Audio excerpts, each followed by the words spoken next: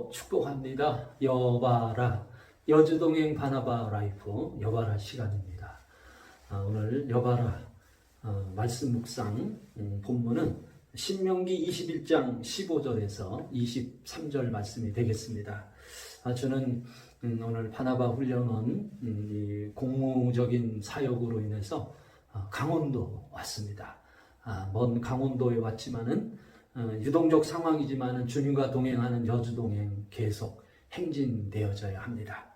먼저 오늘 묵상 속에서 본받아야 할 말씀 함께 나누도록 하겠습니다.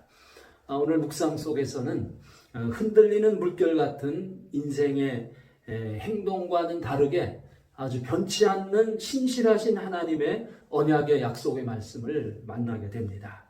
15절 16절 말씀입니다.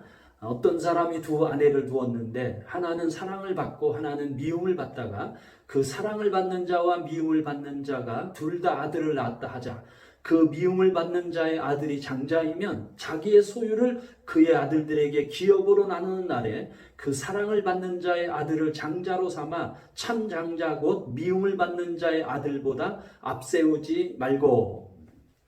우리가 묵상 중인 이 신명기서의 정황은 일부 다처제의 시대입니다.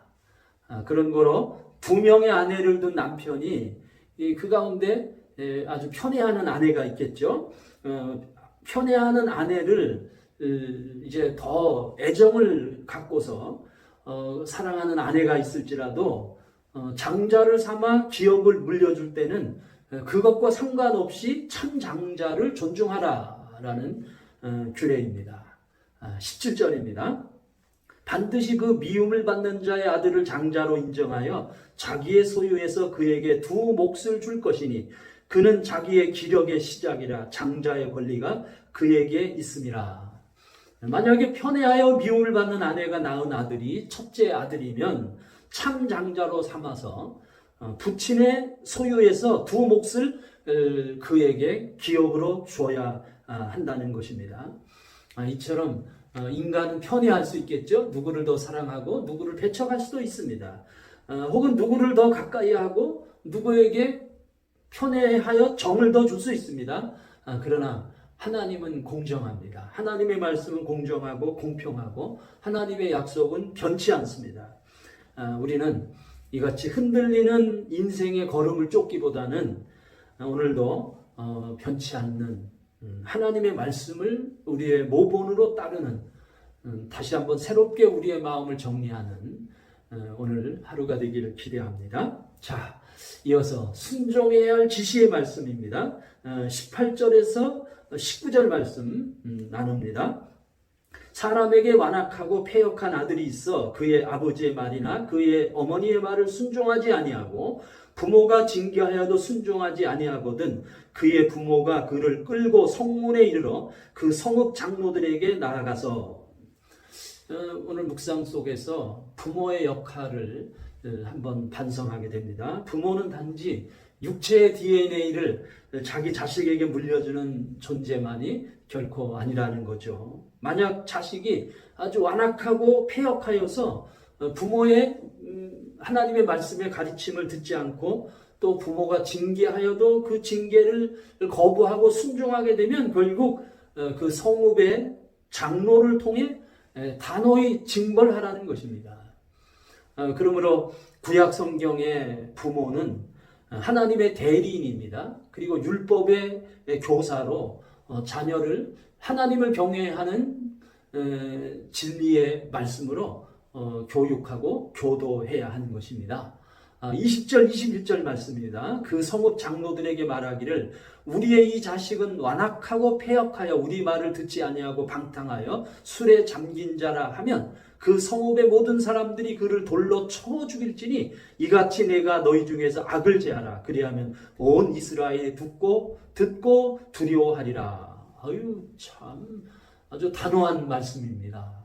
때로는 단호하게 그래서 완악하고 패역하여 부모의 말을 듣지 않고 방탕하여 술 취하는 아들은 부모의 소원으로 성읍 장로들의 즉결 처분으로 돌로 쳐서 징계하라 이렇게 명하고 있습니다. 오늘 묵상 가운데 새롭게 다시 한번 깨닫습니다. 자녀를 더 사랑의 마음과 믿음의 눈으로 살펴야겠다 하는 그런 지시의 말씀을 듣습니다. 사실 저는 이제 자녀들을 다 키웠어요. 그래서 결혼도 하고 다들 대학도 졸업하고 이제는 사회인이 되었습니다. 그래서 스스로 생각하기를 이제 부모 노릇 다 했다 생각했는데 그게 아니네요. 우리의 자녀가 하나님 경외자가 되도록 더 단호하고 철저한 눈으로 자녀들을 살펴야 되겠다라고 하는 지시의 말씀을 오늘 묵상 속에서 듣습니다. 자, 한 가지 더 말씀을 나누는데 참 마음속에 회개해야지 하는 그러한 음성을 듣습니다. 사실 이런 마음이 들어요.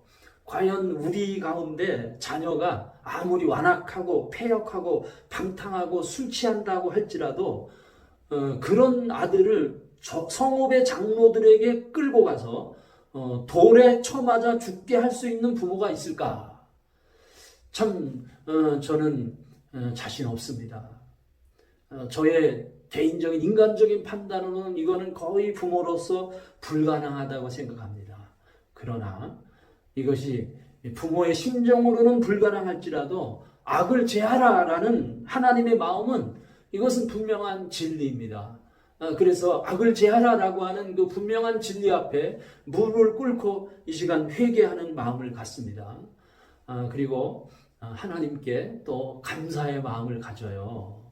왜 그러냐 하면 그래서 결국 하나님은 그러한 상황 가운데 하나님은 당신의 독생자를 십자가에 내주셔서 주님이 대신 저주를 지시고 형벌을 받아 죽게 하셨습니다.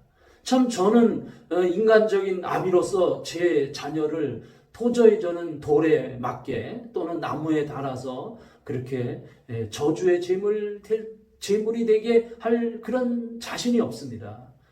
그런데 위대한 우리 아버지는 그렇게 하셨어요.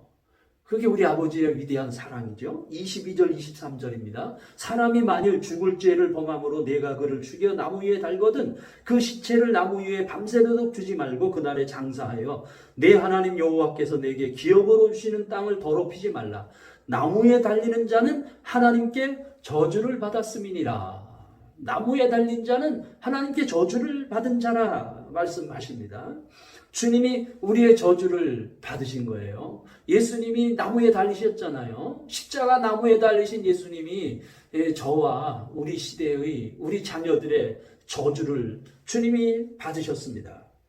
그래서 우리는 그 저주에서 떠나 하나님의 믿음의 나라 백성이 된 것입니다. 하나님께 감사와 영광을 올립니다. 여바라 여주동행 바나바 라이프 오늘도 계속됩니다. 사랑하고 축복합니다.